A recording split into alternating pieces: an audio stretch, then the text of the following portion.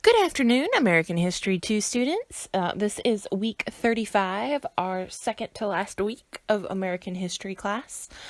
This week is a lot. It's jammed-packed. It's jammed-packed full. So I'm going to try to cover a lot in a short amount of time. As you can see here on the slide, the first slide, you see we have some of the most important battles of World War II, the American home front in World War II, FDR's fourth term, the Manhattan Project, Harry Truman's first term, Harry Truman's second term, the early years of the Cold War, the Second Red Scare, and the Korean War. And that's a lot for us to get through. We're going to hit it as fast as we can. Then you need to look in your emails. You will be getting a study guide for a test that I will be sending Sunday morning or Saturday evening, depending on when I send it.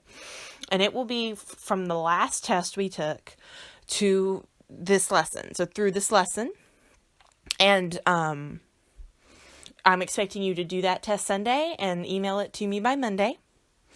You, of course, you should be having a study guide, so you should be able to do the test, no problem.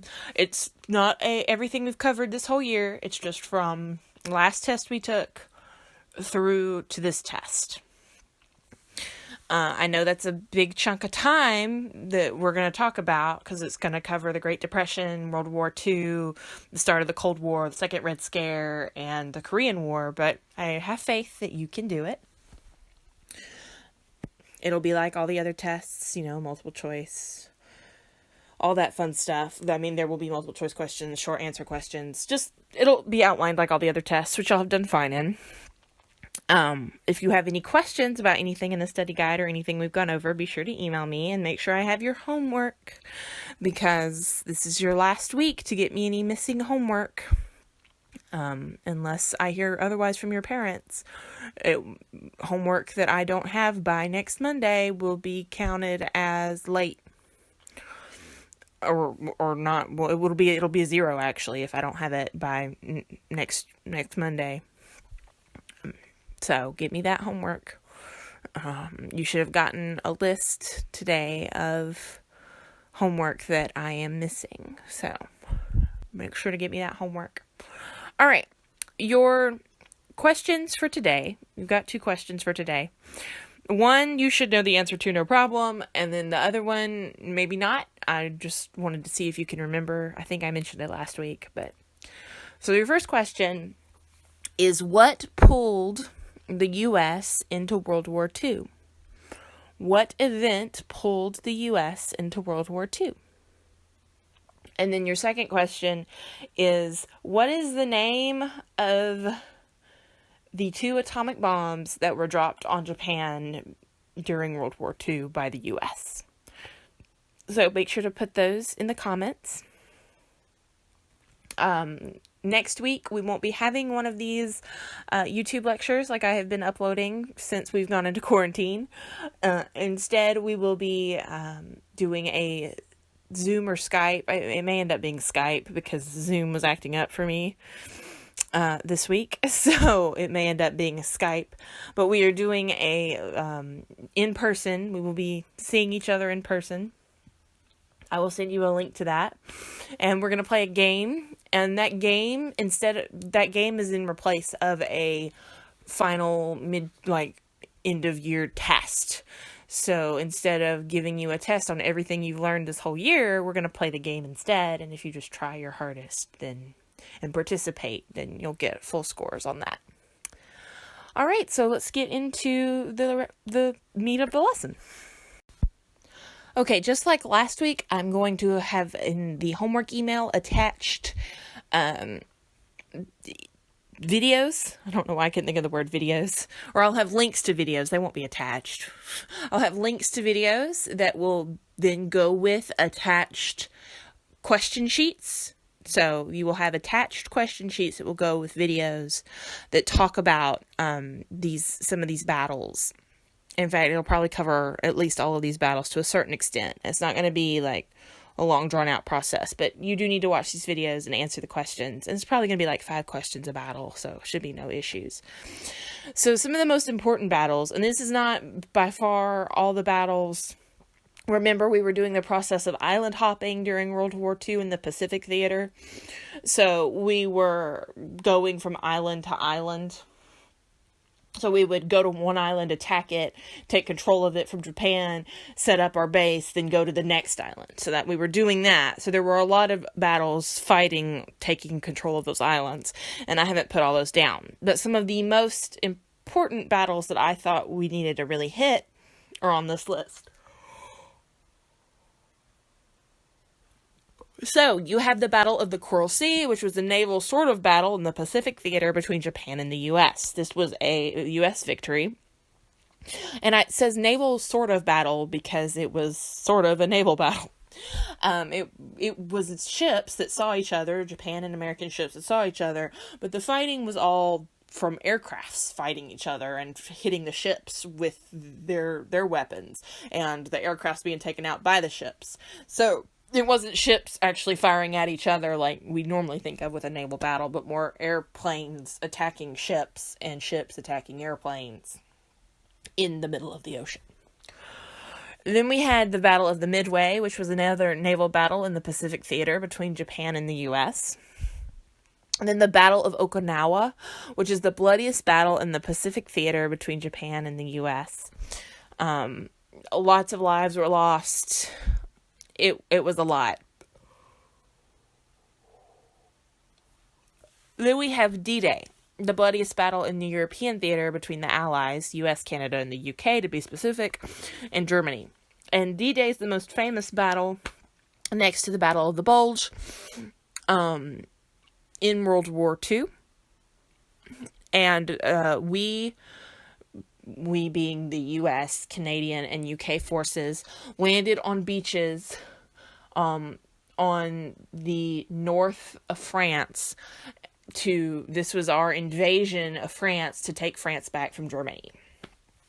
And it was really bloody, and a lot of people lost their lives, and it was very rough. It was a very rough battle, and like I said, it's one of the most well-known battles from the war. And then the Battle of the Bulge, the next most well-known battle from World War II. This is the last German offensive in the European theater between the Allies and Germany. And Germany kind of made a bulge in on France. And then they ended up being obviously defeated by the end. Right, life in America during World War II. Everything changed on the 1st of December of 1941 when America learned en masse by radio that the Japanese had bombed Pearl Harbor. FDR called on every man, woman, and child to do their part after the bombing. We forget today that America was not always a superpower. At the time of World War II, America's army was ranked 19th in the world, behind Holland and Portugal. There was a lot of fear in America. Just 4 days after the bombing of Pearl Harbor, Italy and Germany declared war on the U.S. And the German U-boats started to sink U.S. ships in the harbors of New York, New Jersey, Massachusetts, Alabama, North Carolina, and Florida, just to name a few. Men around the country left their jobs and families to go enlist in the army.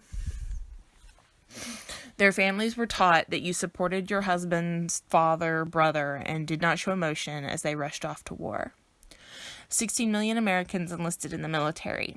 FDR kept the people up to date on what was going on at the front lines. Up to date's in quotation marks because he kept them up to date in a uplifting way of, we're going to win the war, and here's how we're winning it, and everything's great. Not quite that upbeat, but he wanted people's morale to stay high that were in America. And he also wanted us to appear strong to any enemies that could be listening in. And he couldn't really give away the details of what was happening in full to the American people. He came on the radio most nights to lift the spirits of the American people. Even though most of the fighting was not on U.S. soil, the war affected Americans in almost every way. The U.S. not only had to keep their own soldiers well supplied, but also give supplies to the allies of the U.S. Factory workers worked long into the night. In cities with factories, the skies glowed. In Detroit, it took only 9 months to switch the entirety of the automobile production there to war production. The factories ran 24 hours a day. Most people would work 19 to 20 hours a day. It still was not enough, and the need for more goods and faster production of those goods led to more jobs being created. There, however, was a vacuum in the workforce from all the men that would normally work these factory jobs having gone off to war. Women stepped up to take on the jobs and fill the roles that until that point were generally held by men. Rosie the Riveter, the poster of the woman with the muscle and the exposed in the shirt and the bandana around her head,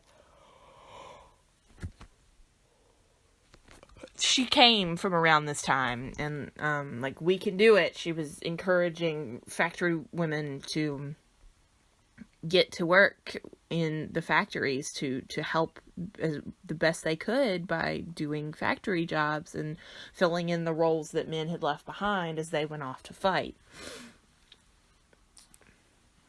19 million women started to work in factories and other jobs based around war efforts. This isn't including the women that went off to be nurses in the military. At first, the factory owners did not want to hire women, saying that they could never learn how to run the complex machinery, they would mess up the factory, they would slow things down, they would distract the men that were still left working in the factories.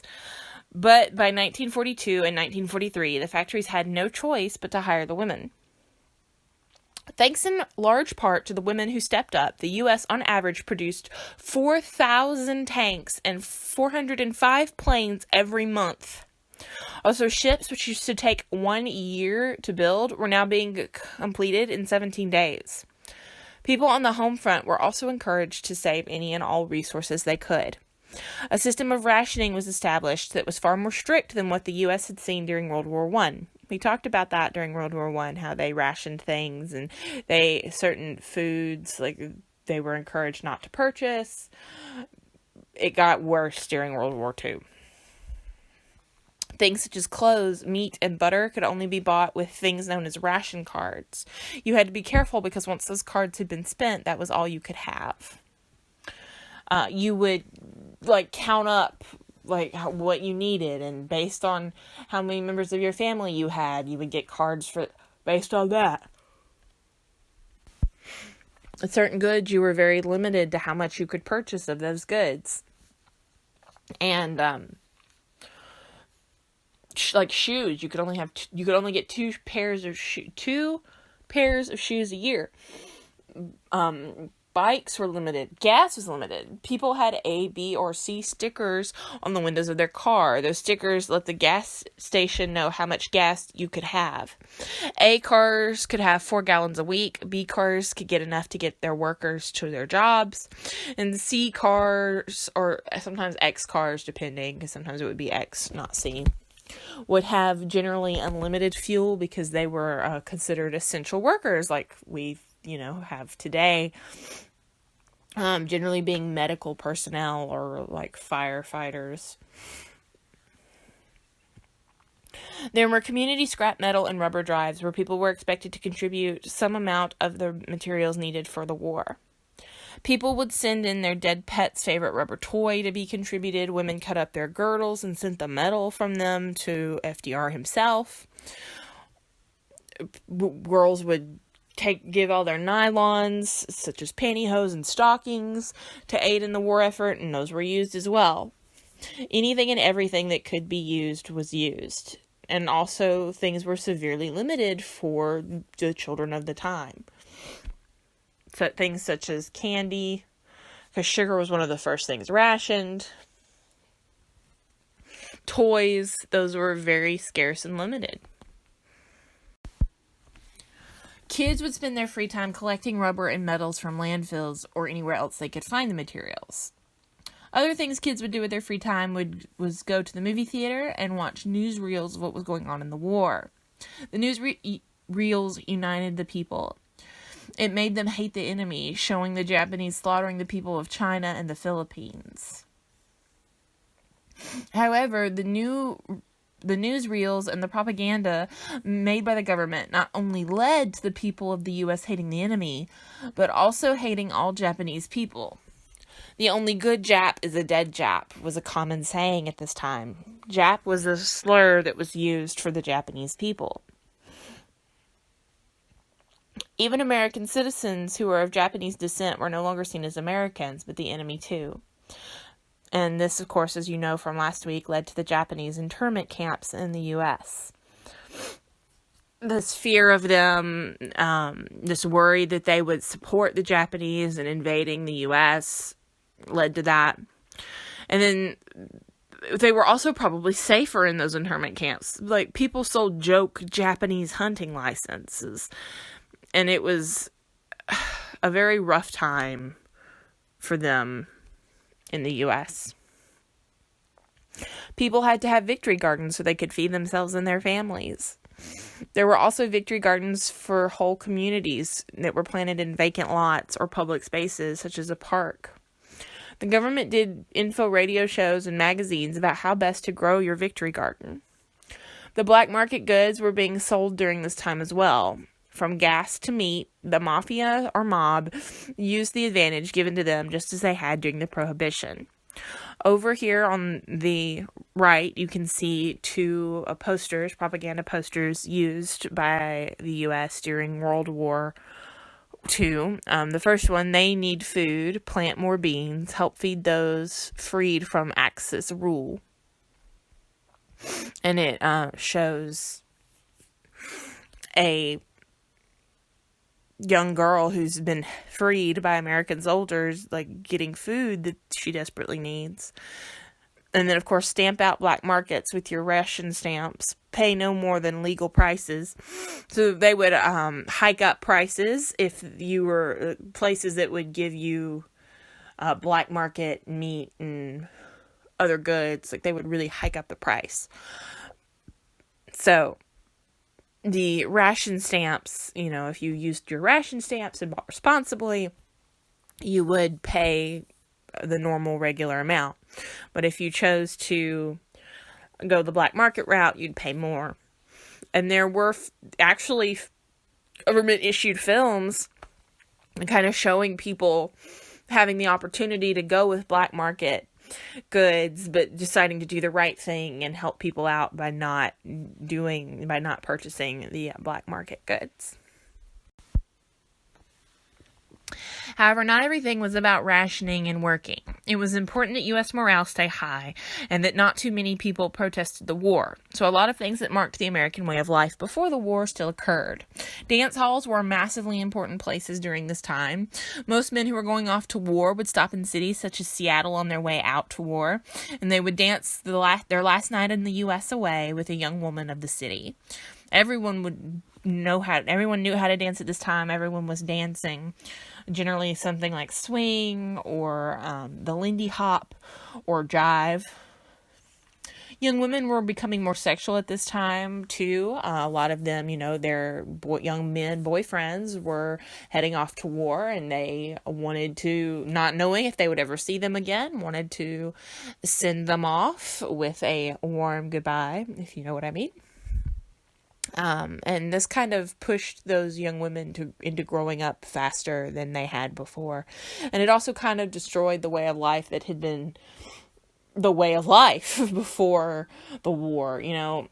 We're going to see America lose its innocence as a whole, but we're also seeing the younger generation kind of lose their innocence.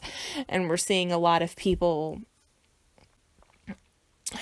just embrace their more sexual side. And we tend to look at like the 60s and the 70s as, the sexual revolution and all that. But there was a sexual revolution of its own going on during World War II as well that we kind of discount, where people were getting a little bit more loose, a little bit more forward.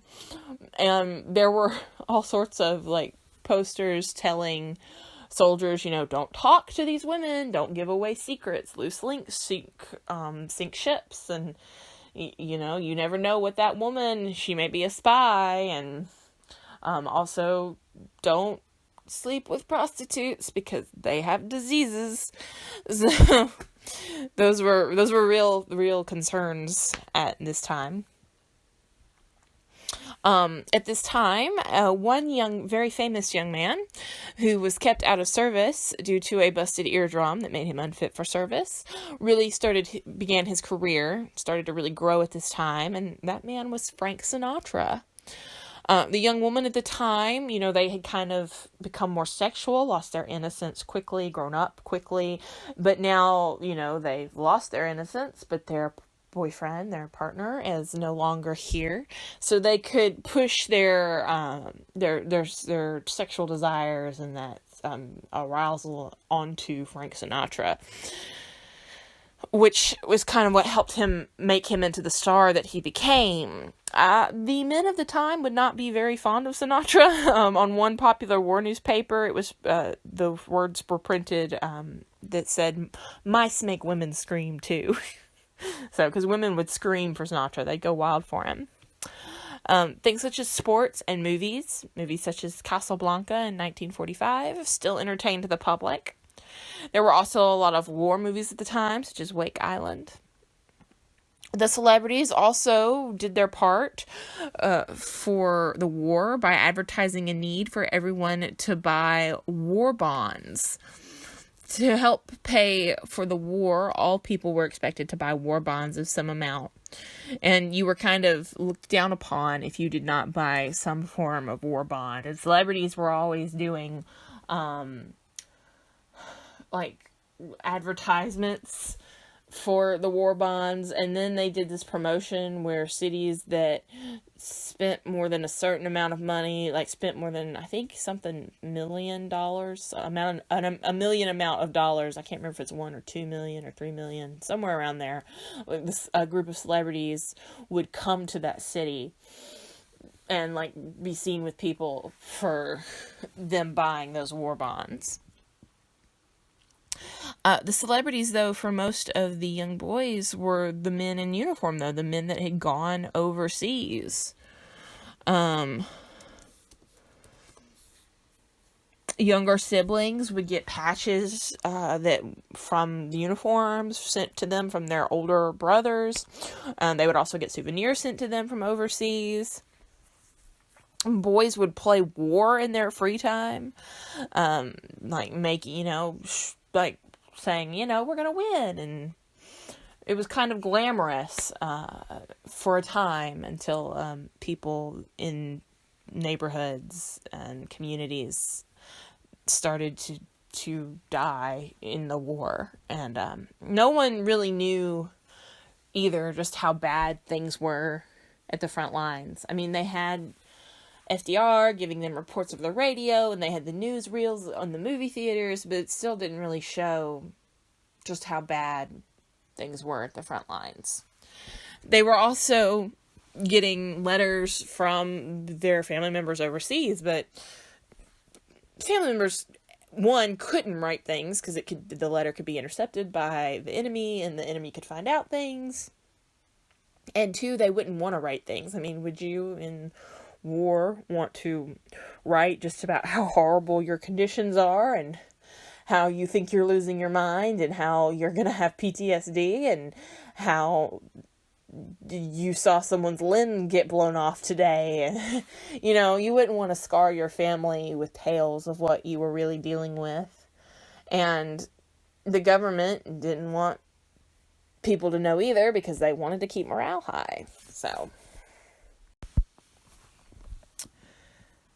however, even though people weren't honest, the government wasn't honest with how brutal things were overseas or in any of the battlefronts, and the people writing home weren't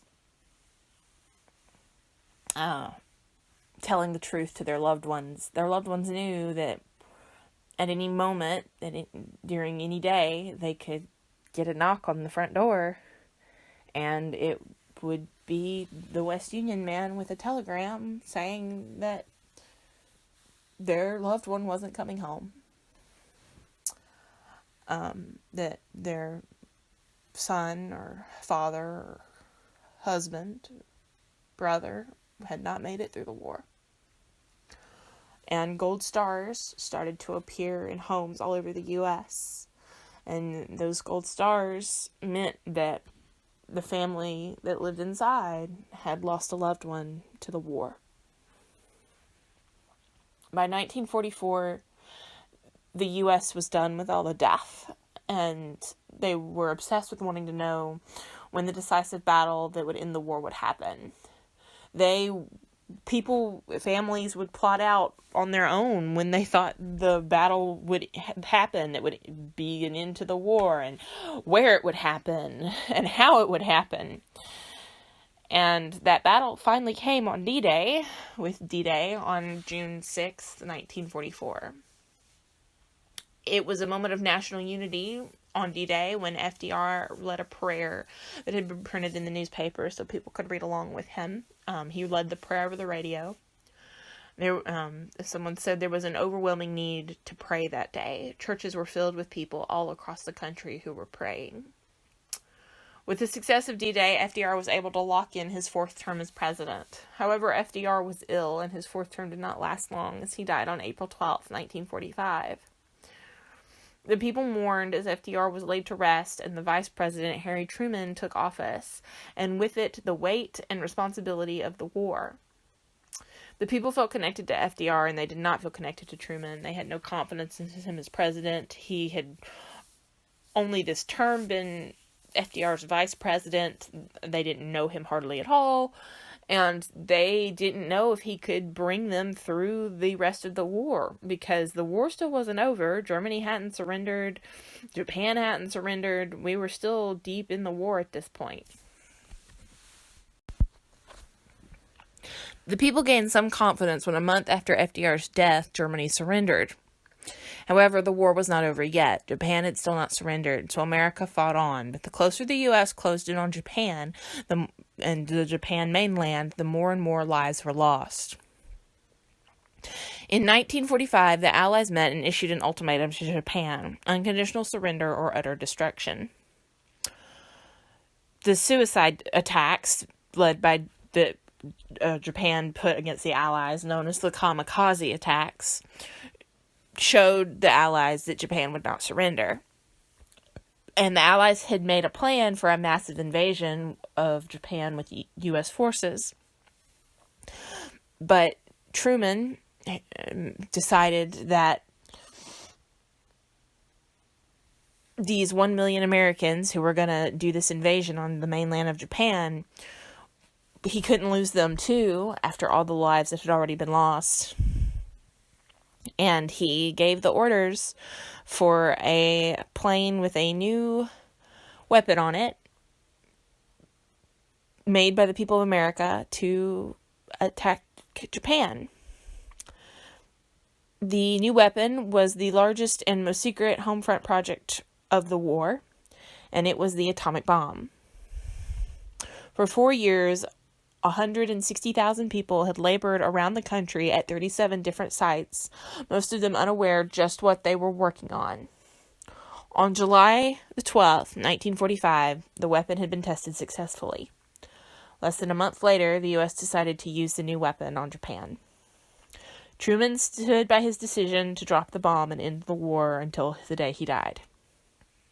The A-bomb, as it was known, or atomic bomb, was dropped first on Hiroshima, and the news went out across America. Americans everywhere did not understand what had happened, what this bomb was, or why it was so powerful. No one in the world really did. Not even the people who had created it understood just exactly the ramifications that would come from the bombing of Hiroshima with the atomic bomb. 3 days later, another atomic bomb was dropped on Japan again, this time in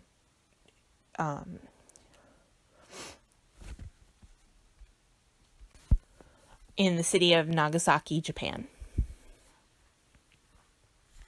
August 15th, 1945, Japan had surrendered. The war was finally over. The veterans of the war came home to a seemingly untouched by war America. But America had been touched by the war, and she would never be the same. She had lost her innocence and her belief in the good of people. There were people where people had thought after World War I that it had been the war to end all wars. People knew that even if this war was over, another war would occur in the future, possibly the very near future. They didn't know with who, or with why, or with when, although people had their suspicions. But they knew that the fight would continue, and that America would be pulled into it, no matter how the American people truly felt about the war. Industry had also made a massive change during this time, becoming the more and more industrialized. That's America had morphed into this massive industrial power. Cities that had been more agricultural had become more industrial with the need. But this industrialization was not going to stop, and it wasn't going to go away, and it would continue to just progress and grow, and it lasts. The impact of that industrialization from the war lasts today. The family structure had also changed, and even though they would try in the 50s to go back to the family structure pre-war, they never really would.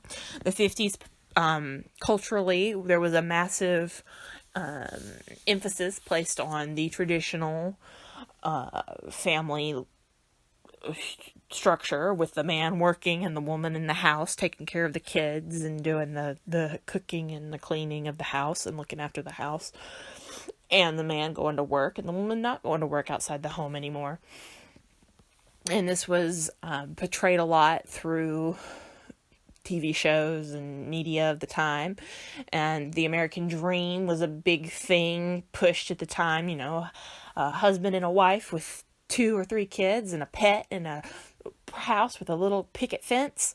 That was the American dream, and that's what we're going to see a big push for in the 50s, but ultimately, you know, we're not going to really ever go back to the way things were pre-war.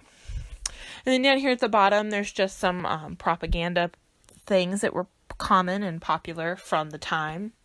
You see, you know, when you ride alone, you ride with Hitler. Join a ride-sharing club today. Wanted for murder, her careless talk cost lives. You know, these things, I want you to notice that some of these propaganda things that were used back then are still used in very similar ways today. So, just want to point that out. You should be able to see similarities between propaganda images used to this day. Franklin D. Roosevelt's Fourth Term, Part 1. Franklin D. Roosevelt, or FDR's unprecedented, never before seen fourth term, was secured while the country was still in war, and was very short-lived, as FDR died just a few months into his fourth term. February 4th, 1945, was the Yalta Conference between FDR, Churchill, and Stalin. February 4th, 1945, U.S. troops captured Milan, and the capital of the Philippines. February 19th, 1945, the U.S. captured the island of Iwo Jima. April 1st, 1945, the U.S. captures the island of Okinawa. April 12th, 1945, while on vacation in Warm Springs, Georgia, FDR dies. The Manhattan Project.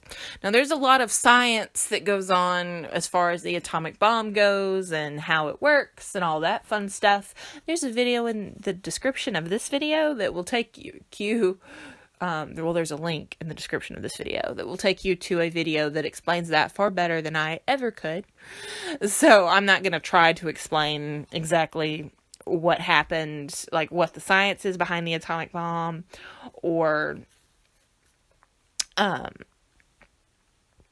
anything like that. There are going to be 2 videos, one that explains the science, and then one that kind of talks about what life was like in the main place where the atomic bomb was being worked on, especially towards the end of its developmental period, the town in New Mexico where the scientists who were really doing a lot of the hard lifting lived.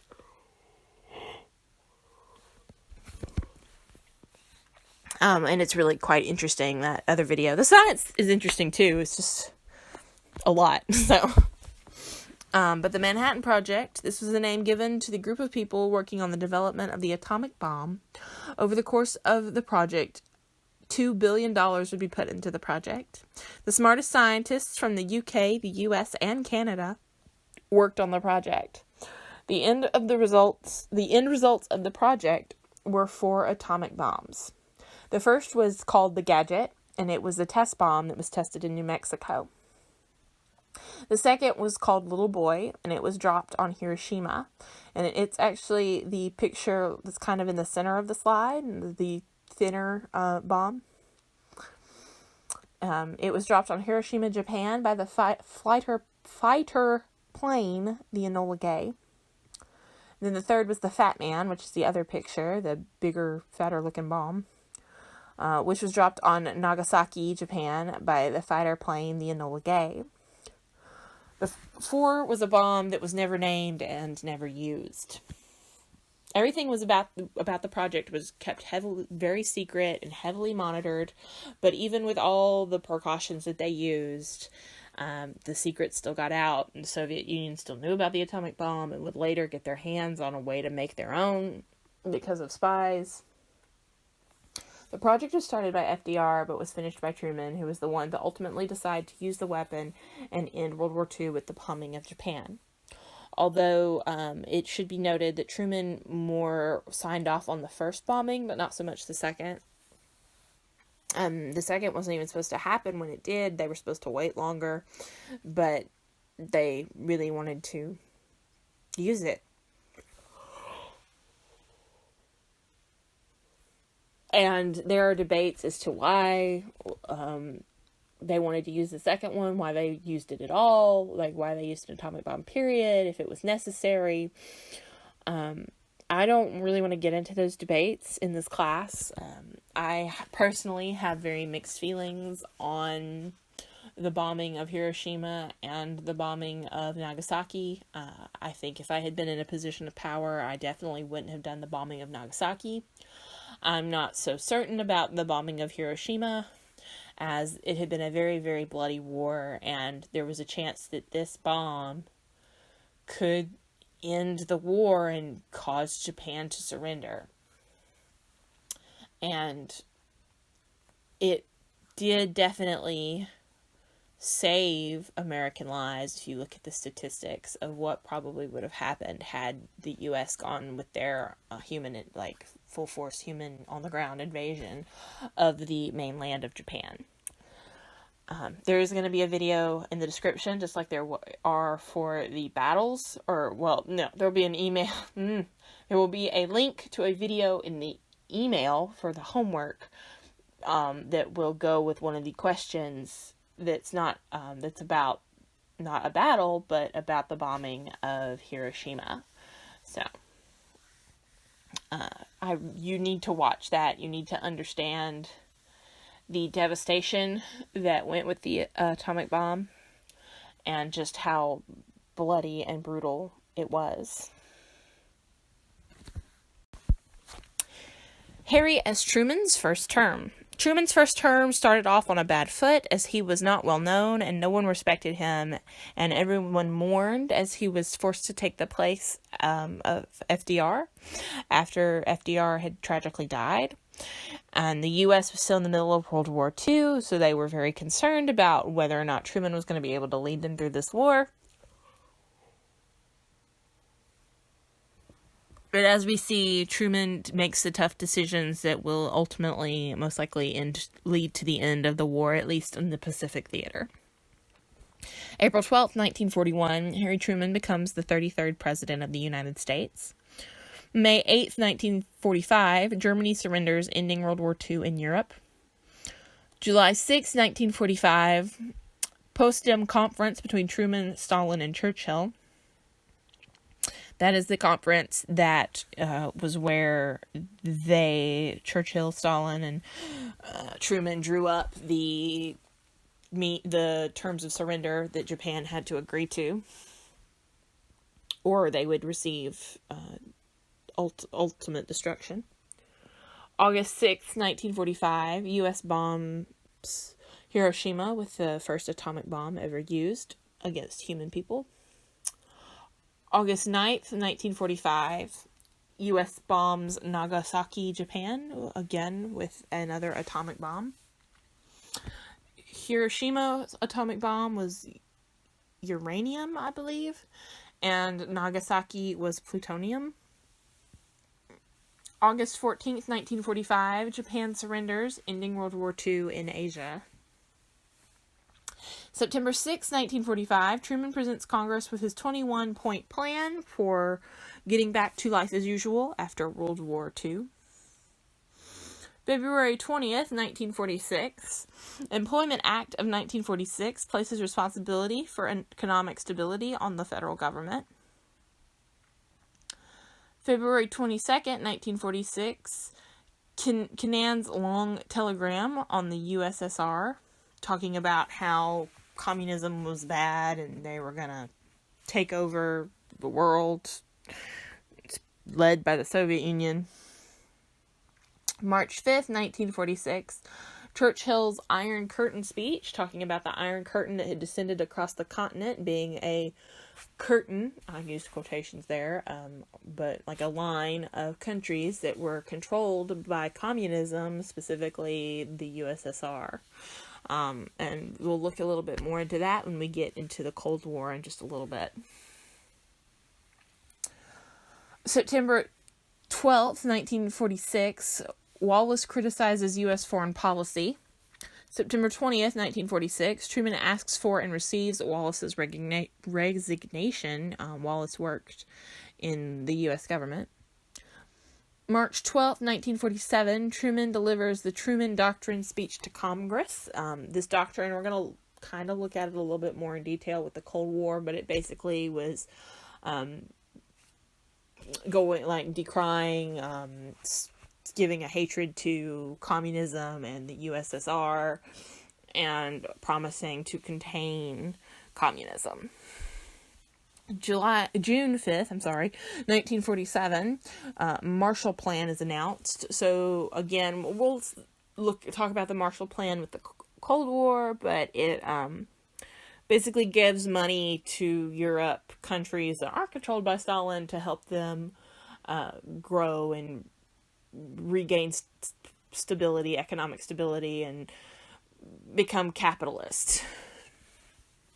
June 20th, 1947, Truman vetoes the Taft-Hartley Act. July 26, 1947, the National Security Act passes, Congress creating the National Security Council, the Central Intelligence Agency, the Department of Defense, and the National Security Resources Board. And this is we're starting to see the start of the Red Scare, the second Red Scare, happening here. February 2nd, 1948, Truman requests civil rights legislation to kind of improve the civil rights of the minorities of the U.S. April 2nd, 1948, the Marshall Plan is passed through Congress. May 14th, 1948, the U.S. recognizes the State of Israel. June 24th, 1948, the Republican Party nominates Thomas Dewey for president. June 24th, 1948, the USSR blockades supplies for West Berlin. So they stop capitalist supplies getting into West Berlin. So June 26th, 1948, U.S. and British forces start airlifting supplies to West Berlin. July 15th, 1948, the Democratic Party nominates Truman for president. July 26, 1948, Truman signs Executive Order 9981, which desegregates the armed forces, so stops the segregation within the armed forces. And if you know, we talked about segregation when we talked about the Jim Crow laws, but segregation is black people or people of a different race use this, while white people use this thing, so like if it's a water fountain, we have one for a people of this race and one for a people of the other race, September 1948, Truman campaigns everywhere but the South. November 2nd, 1948, Truman is elected for president. January 5th, 1948, Truman proposes the Fair Deal in his State of the Union address. And the fair deal is basically talking about how everyone deserves a fair deal from the government, as far as getting job opportunities and help and being looked at as equals. Harry S. Truman's second term. Truman's second term is filled with dealing with the Cold War, which is officially really getting on in full force. I mean, it started in his first term with the Truman Doctrine, really and truly. That's considered the start of the Cold War, but it's getting ramped up even worse now. And we also were going to have the Korean War come into play, so yay for that. So April 4th, 1949, North Atlantic Treaty signed by 12 nations. May 12th, 1949, Soviet Union ends blockade of Berlin. July 15th, 1949, Truman signs the Housing Act, which just gives affordable housing to people. August 4th, 1949, the State Department issues its white paper on China and the spread of communism, basically saying, we're sorry, we didn't see that China was falling to communism sooner and there was nothing we could do and this is why. So making excuses. August 23rd, 1949, the USSR gets the atomic bomb. Oh no, here we go, Cold War. So if you don't know what the Cold War is, the Cold War was basically an arms race and a space race later on between the US and Russia. So, we're not going to get to the space race part of it in this class, unfortunately, but we are going to kind of start a little bit talking about the arms race part of the war. It's also like a race to show which one was better, communism or capitalism, but obviously capitalism beats communism every time. It's like rock, paper, scissors. Paper trumps rock every time. Capitalism trumps communism every time.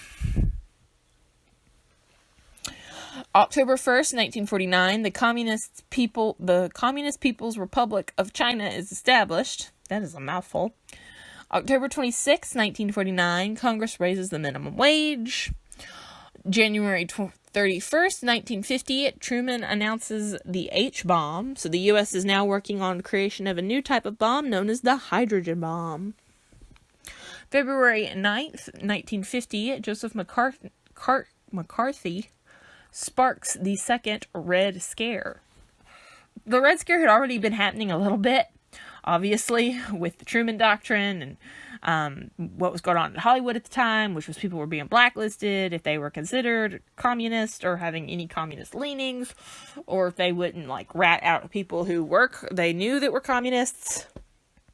But now it's really getting up into its peak time with the Joseph McCartney speech where he's like, I know 205 people that work in the State Department who were communists. So, yay for him. Good job, McCarthy.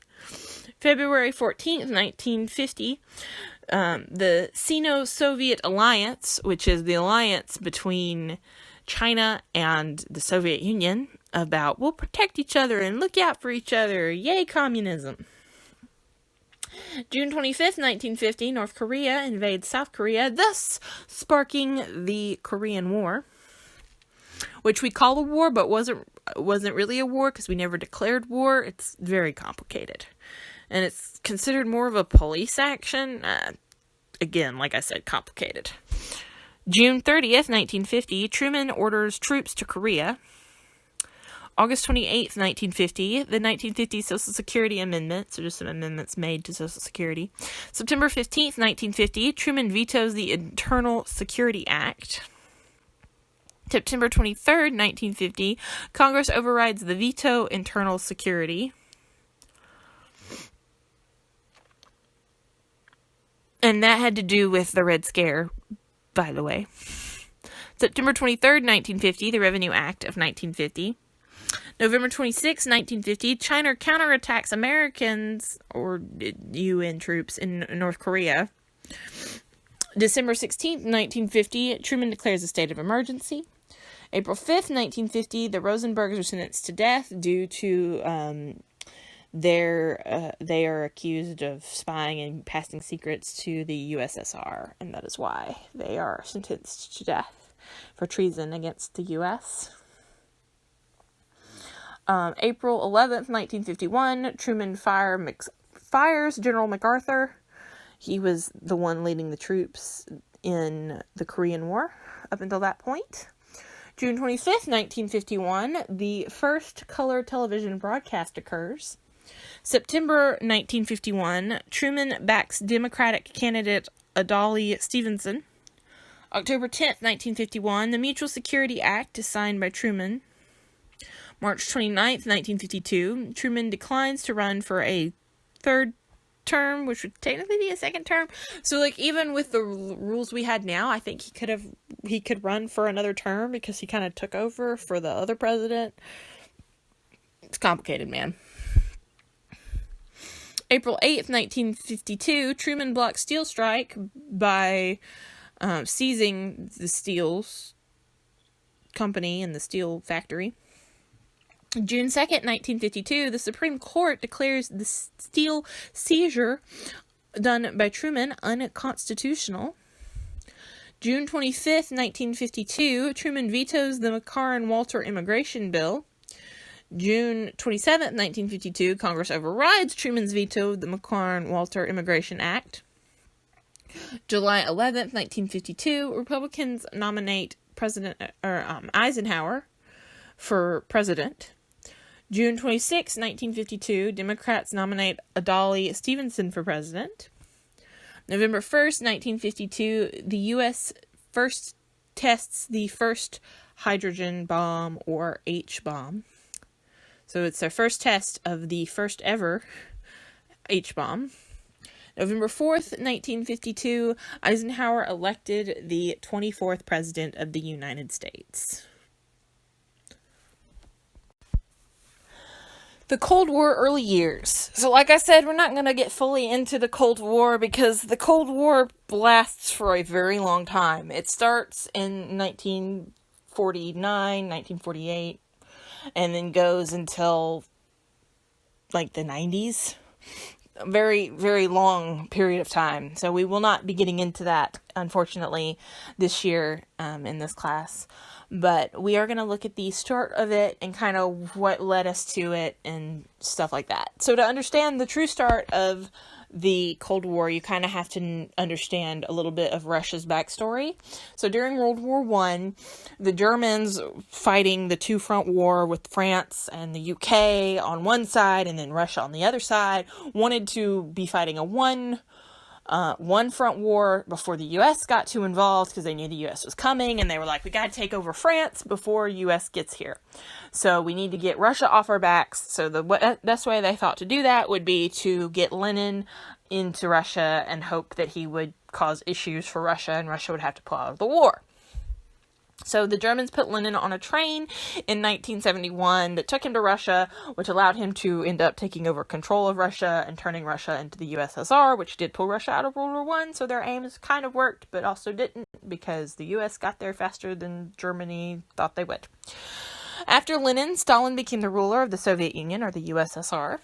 Then World War II happened, and the US, UK, and USSR were forced to become allies, even though the US and the USSR didn't like each other. If you will remember, the USSR wasn't even recognized by the US until FDR recognized him. Then the US developed the A-bomb, which they tried to use to keep Russia in line. When the end of the war was coming, the end of the war was on the horizon, and they were worried about the USSR kind of overstepping their bounds. They were like, hey, Russia, we've got this great bomb that'll take out one city in a single go. But Russia was not shocked because of their spies, and they were like, yeah, we know. We got spies. And then the US is kind of like, oh no, that's not good. We need to do some house cleaning. Then the U.S. used the atomic bomb on Japan twice, and World War II ended, and Europe was divided up, with Stalin having control of the eastern part of Europe, and the north part of Korea, and they're going to end up, like, Stalin himself isn't going to end up with control of China, but China will become communist, and Stalin's had troops in Iran, and it's a whole big mess. But first, we're going to look at the parts of East Europe that he controlled. The UK and the US expected Stalin to let these countries that he controlled have fair elections, but Stalin went, okay, yeah, and to the US and UK, and then turned around and was like, nope, they're all communist, and I can pretty much control them all, but we're not, it's going to look like I don't, because we're going to have puppet states. So the following countries are the ones that Stalin took control of and turned all communist, and these are the states that were known as the Iron Curtain, that Churchill referred to as the Iron Curtain. You've got East Germany, Poland, Czechoslovakia, Hungary, Romania, Bulgaria, Albania, and Yugoslavia. So the people were now becoming more and more afraid of the spread of communism. And we're starting to see the second Red Scare. And those countries such as the UK and the US started to intervene in other countries' affairs to keep those other countries from becoming communist.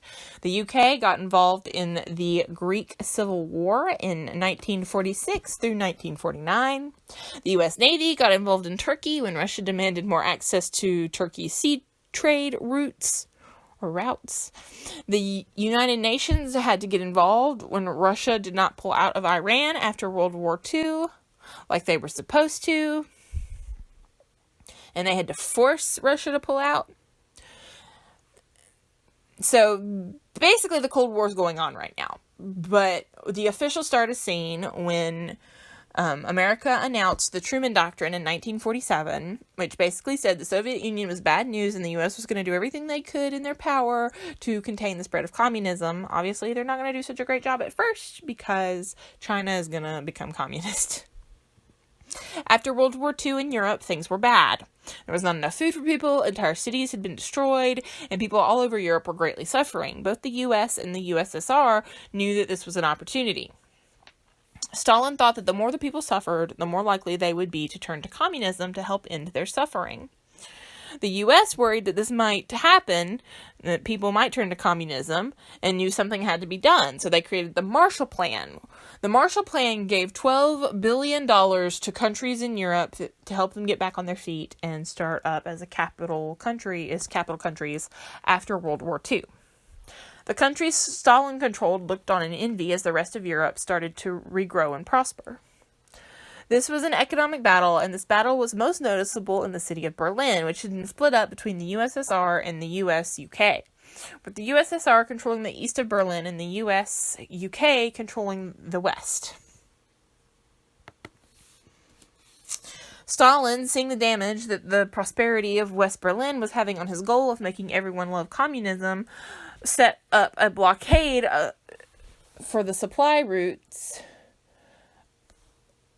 of the US and the UK to West Berlin in 1948. So he blockaded any way for the US, UK to get supplies and goods and things to West Berlin that they controlled by way of traveling on the land or the water, but then the US and the UK went, well, we're just gonna fly in the goods.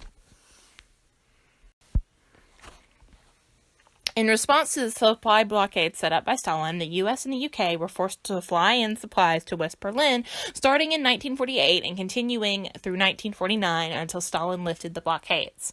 This was a massive undertaking for the US and the UK, but it was also a massive victory in their favor, with 227,804 flights taken in total, and 2.3 million tons of supplies being supplied. Then the Soviet Union made their very own successful A-bomb in 1949, and the U.S. no longer had any upper hand on the USSR. The news also made the rest of the world panic because they knew that if true war broke out between the U.S. and the Soviet Union, Europe would, pretty much everything else would be caught in the crossfires and be destroyed. Woohoo! Stalin then came out and said war between the U.S. and the Soviet Union was inevitable. So, just making tensions even worse.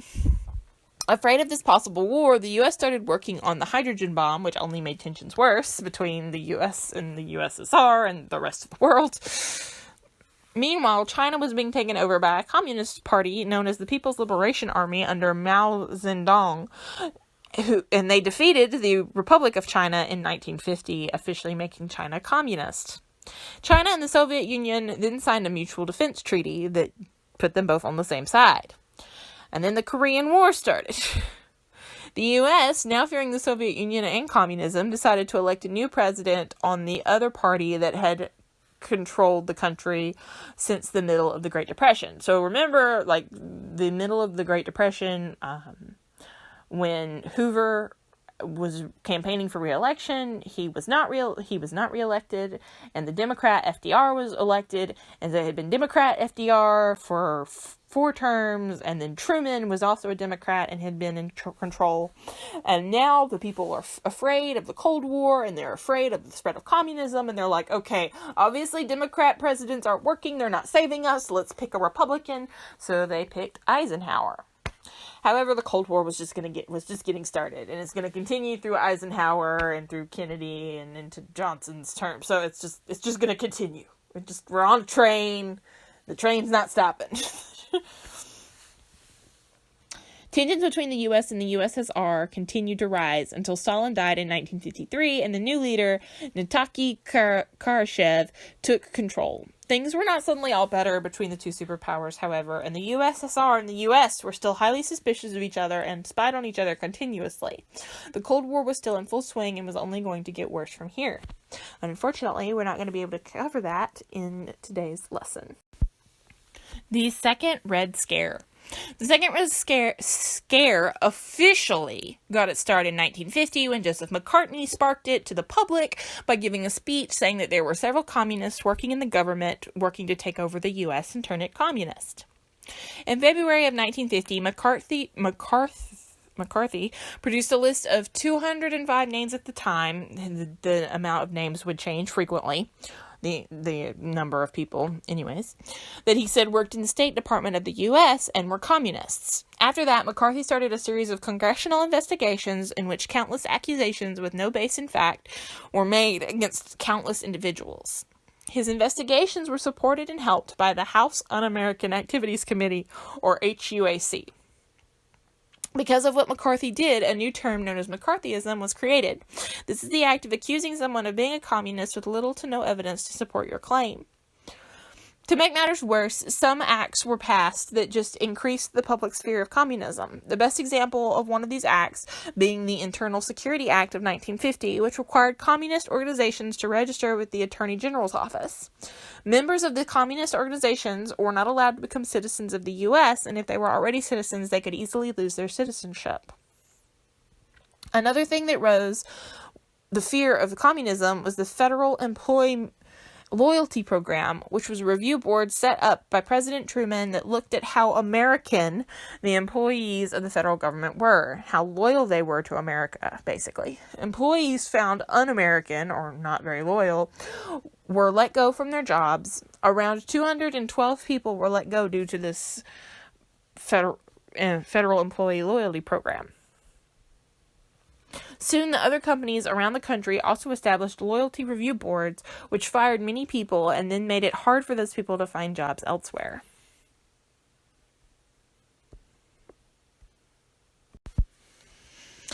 Some of the people hit most during the Second Red Scare were the artists of the time. Hollywood was a massive target of investigations and later blacklisting due to suspected communist activity. Even though we say the start of the Red Scare was with Joseph McCarthy in 1950, the true start of the Red Scare had been in 1947, when the government accused 10 high-profile Hollywood entertainers, directors and writers mainly, of being communists, and they were blacklisted from Hollywood. These people would be known as the Hollywood 10. Their main crime being that they refused to name anyone else who might be communist in Hollywood, and they refused to make their case easier by naming names, basically. The reason the second Red Scare focused so heavily on Hollywood was because the Nazis had used propaganda so well, they feared the communists might just do that in the US and convert people to communism through entertainment and subliminal messaging. None of the fears of the Red Scare were completely unfounded, as there were spies in America for the Soviet Union, and communism was spreading, or at least trying to spread, in other parts of the world. There was also a small active communist party in the U.S. Unfortunately, the U.S. handled the treaty badly and with a dash of panic and corruption. Soon, anything anyone didn't like became communist. It was very easy to, if you didn't like your neighbor, get them in trouble by labeling them as a communist, and then they'd get taken away. This is very similar to the witchcraft trials that happened in colonial America. But this time, instead of being witches, people are being communists. Some of the panic reduced after McCarthy bit off more than he could chew by making the army mad at him when he accused a general of being a communist because he had at one point been a part of the Union Labor Party. Remember, during the first Red Scare, a lot of Unioners were considered communists. They were thought to be communists. Whether they were people truly believed they were communists or didn't like the fact that they were unionizing, that is yet to be decided.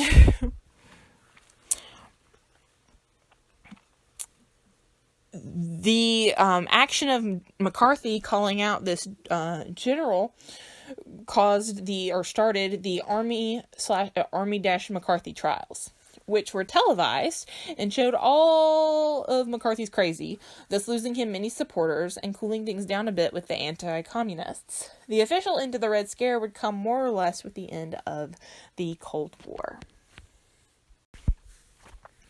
The Korean War. The war started on June 25th, 1950, when the leader of communist North Korea was encouraged by Stalin to invade non-communist South Korea. Japan had taken control of Korea during World War II, and at the end of World War II, Korea was freed from Japan rule. When it was freed from Japanese control, the USSR occupied the north of Korea, while the US occupied the south. By 1948, Korea was divided on the 38th parallel, with the communist north controlled by Kim Il-sung and the capitalist south controlled by Syngman Rhee. The USSR forces withdrew from North Korea in 1948, and the US forces withdrew from South Korea in 1949. But both leaders of the two sides wanted to unite Korea under one rule, and didn't agree with the splitting of Korea. But North Korea was the one to act first, attacking South Korea and quickly advancing to take the city of Seoul and the rest of South Korea except for Busan. Wanting to stop the spread of communism and South Korea calling for help, pushed the United Nations, to create armed forces divisions and send them to fight on the side of South Korea. The UN troops, which a majority of were American, led by General Douglas MacArthur, landed in South Korea in early July of 1950, but were unable to make any headway until reinforcements came in August. After reinforcements came, the UN troops were able to push the North Korean forces out of South Korea, but MacArthur did not stop there and continued to push North Korea troops toward the border of North Korea and China. Truman reluctantly supported this decision. This, of course, sparked fear in China that the UN forces would continue their push into China and take control of China as well. So China started to help North Korea. The help of the Chinese forces pushed the UN forces back to South Korea.